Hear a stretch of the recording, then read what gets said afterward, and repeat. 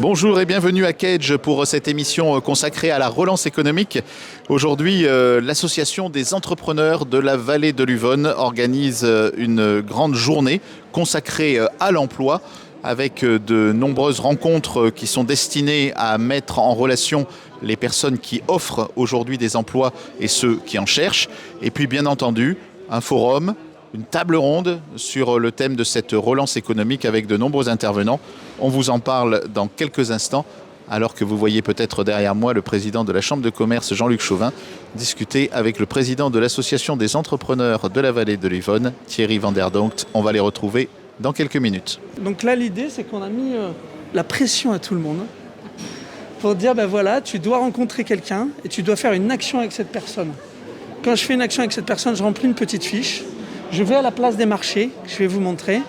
Et là, les deux participants reçoivent un LEH Coin. C'est chaud. Est-ce que ça existe sur le marché? Combien je peux leur acheter, les LEH Coin? On a eu une idée de réaliser une monnaie. Et en fait, plus qu'une monnaie, c'est de faire un jeu. On l'a appelé The Game. Pourquoi j'ai fait The Game et pourquoi nous avons créé une monnaie? Parce que tout simplement, dans un forum, souvent, on n'ose pas aller vers les gens.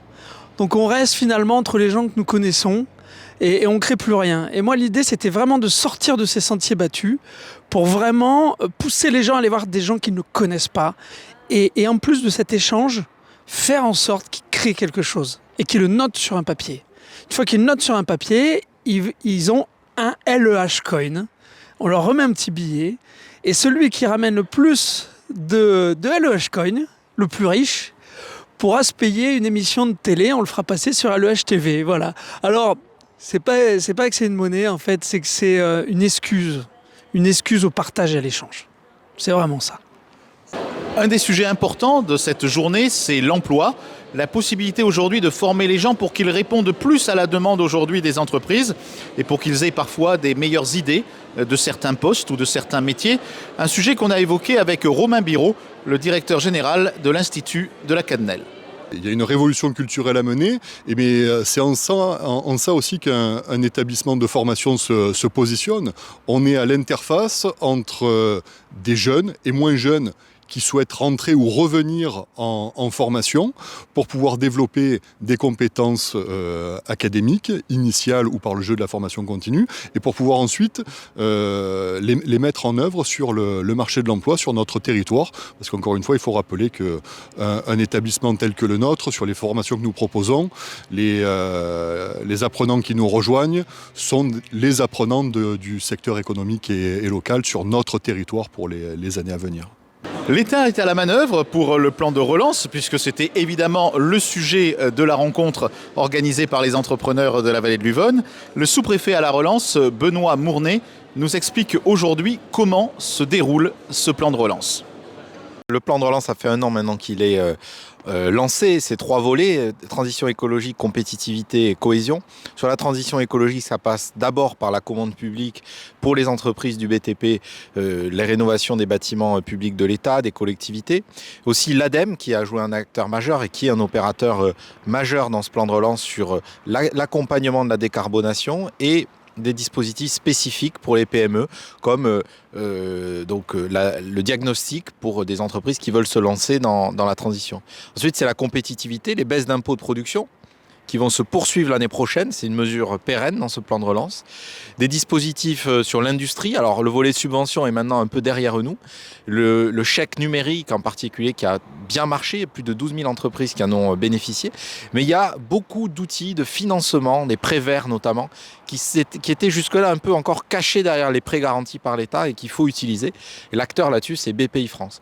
Et puis le 3e volet, c'est cohésion, avec un volet Ségur Santé, puis un volet emploi. Un chef d'entreprise sur 2 aujourd'hui dit avoir des difficultés de recrutement.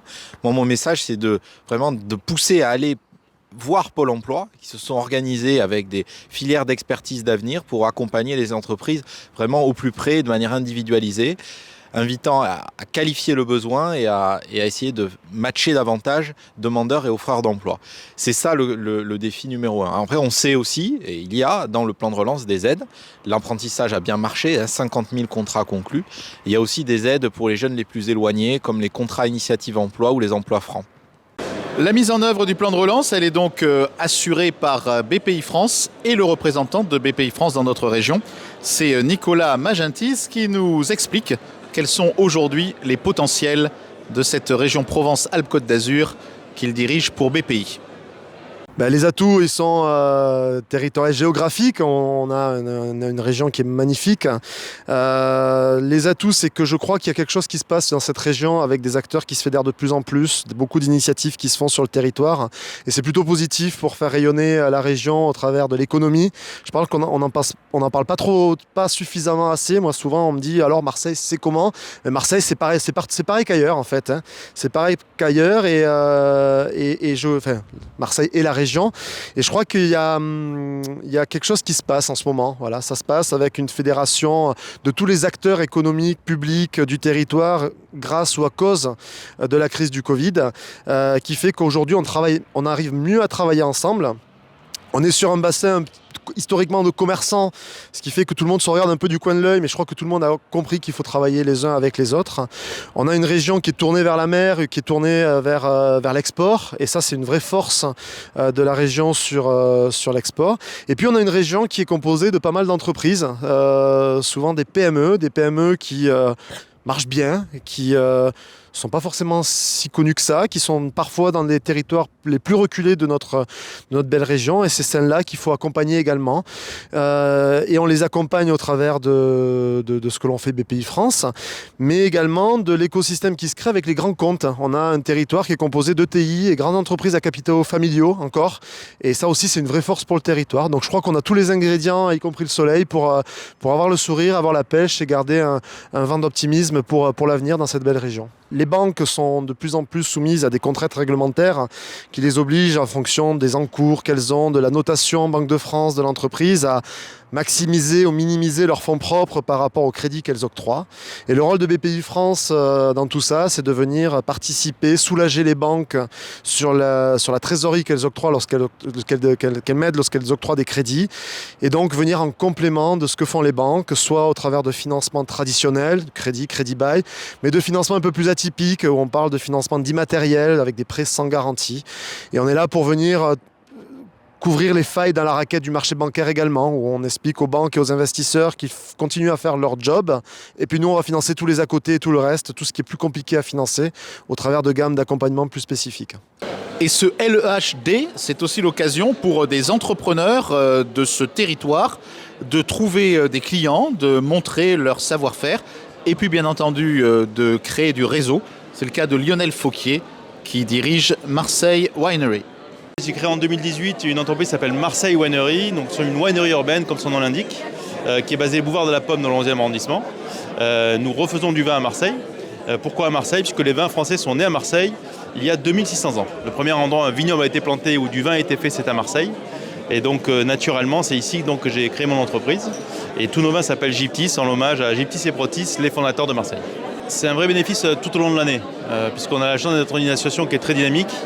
Donc on a des points de rencontre à minima mensuellement qui nous permettent de rencontrer toute une série d'acteurs de notre territoire qui sont des clients potentiels, qui sont des partenaires potentiels. Donc c'est à la fois des échanges qui sont intéressants pour échanger entre entrepreneurs sur des problématiques qui peuvent être similaires pour les différentes entreprises, mais aussi la possibilité de développer du business à l'image de l'événement d'aujourd'hui. C'est un bel événement, je suis vraiment content d'avoir eu autant de monde parce qu'il y a une vraie envie de partir sur autre chose. Alors c'était de travailler sur la relance et la reprise quelque part. La reprise pour préparer l'avenir. Moi, c'était un sujet qui était très important, c'est de mettre toutes les entreprises ensemble, les faire parler et les mettre dans l'action. C'était vraiment ça mon enjeu. Et on a eu une table ronde fabuleuse où on a eu tous les outils. Maintenant, il faut que les entreprises se les approprient et avancent ensemble. Merci d'avoir été avec nous pour ce magazine consacré donc au plan de relance. On reparlera bien sûr souvent économie et emploi sur M-Provence. N'hésitez pas à conseiller cette émission à vos amis, à la faire regarder et partager sur nos réseaux sociaux et sur le site mprovence.com. À très bientôt.